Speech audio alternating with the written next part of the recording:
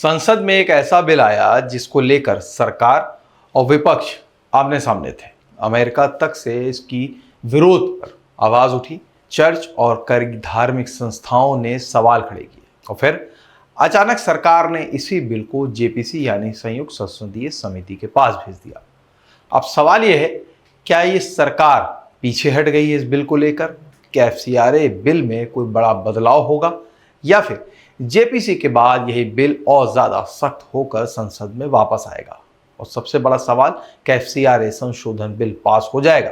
13 अगस्त 2026 को संसद का मानसून सत्र अनिश्चित काल के लिए स्थगित हो गया। पूरे सत्र में सरकार और विपक्ष के बीच लगातार टकराव देखने को मिला। कई मुद्दों पर हंगामा हुआ और सदन की कार्रवाई बार बार स्थगित होती रही। इसी बीच 12 अगस्त को सरकार ने एफसीआरए संशोधन विधेयक 2026 को संयुक्त संसदीय समिति यानी जेपीसी के पास भेजने का प्रस्ताव रखा। और यहां सबसे दिलचस्प बात यह रही कि विपक्ष ने भी इस प्रस्ताव का विरोध नहीं किया। मतलब जिस बिल को लेकर संसद में इतना विवाद था, अब वही बिल संसद के अंदर सीधे वोटिंग से पास होने के बजाय अब एक समिति के पास जाएगा। लेकिन आखिर जेपीसी होती क्या है और किस बिल को जेपीसी में भेजने का मतलब? क्या सरकार उस बिल को वापस ले रही? नहीं, यहीं से पूरी कहानी शुरू होती है। एफसीआरए यानी फॉरेन कंट्रीब्यूशन रेगुलेशन एक्ट, सरल भाषा में समझिए तो यह कानून भारत में आने वाले विदेशी चंदे और इसके इस्तेमाल को नियंत्रित करता है। यानी अगर किसी एनजीओ, संस्था, संगठन को विदेश से पैसा मिलता है तो वो पैसा कहां से आया, कितना आया और किस काम में खर्च हुआ, इस पर कानून के तहत निगरानी होती है। सरकार का तर्क है कि विदेशी फंड का इस्तेमाल उसी उद्देश्य के लिए होना चाहिए जिसके लिए वो पैसा प्राप्त किया गया।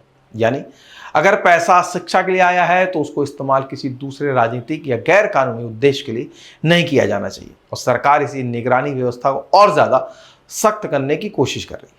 यहीं से विवाद भी होता है। सरकार का कहना है कि विदेशी फंड के इस्तेमाल में पारदर्शिता जरूरी है। वहीं विपक्ष और कुछ संगठन सरकार के प्रस्तावित बदलाव को लेकर सवाल उठा रहे हैं। अमेरिका की तरफ से भी इसको लेकर चिंता जताई गई है। कुछ अमेरिकी सांसदों और धार्मिक संगठनों की तरफ से आरोप लगाया गया है कि इससे भारत में धार्मिक और सामाजिक संस्थाओं के काम करने पर असर पड़ सकता है। लेकिन सरकार का तर्क बिल्कुल अलग है। सरकार का कहना है कि पैसा भारत में आएगा तो उसका हिसाब भी साफ होना चाहिए। यानी कौन पैसा दे रहा है, कितना पैसा दे रहा है, किस उद्देश्य से दे रहा है, पैसा आखिर खर्च कहां हो रहा है। इसीलिए सरकार एफसीआरए व्यवस्था को और मजबूत करने की बात करती है। लेकिन अब सबसे बड़ा सवाल यह है कि अगर सरकार को बिल इतना जरूरी लगता है तो फिर इसे जेपीसी में क्यों भेजा गया? अब इस हिस्से को बहुत ध्यान से समझिए। एफसीआरए यानी संशोधन बिल को जेपीसी में भेजने का मतलब ये नहीं कि बिल खत्म हो गया, बल्कि अब इसकी लाइन बाय लाइन समीक्षा हो सकती है। प्रस्ताव के मुताबिक समिति को 2026 के शीतकालीन सत्र से पहले सप्ताह के आखिरी दिन तक अपनी रिपोर्ट देनी होगी। जेपीसी में कुल 31 सदस्य होंगे। इनमें 21 सदस्य लोकसभा से, 10 राज्यसभा से होंगे।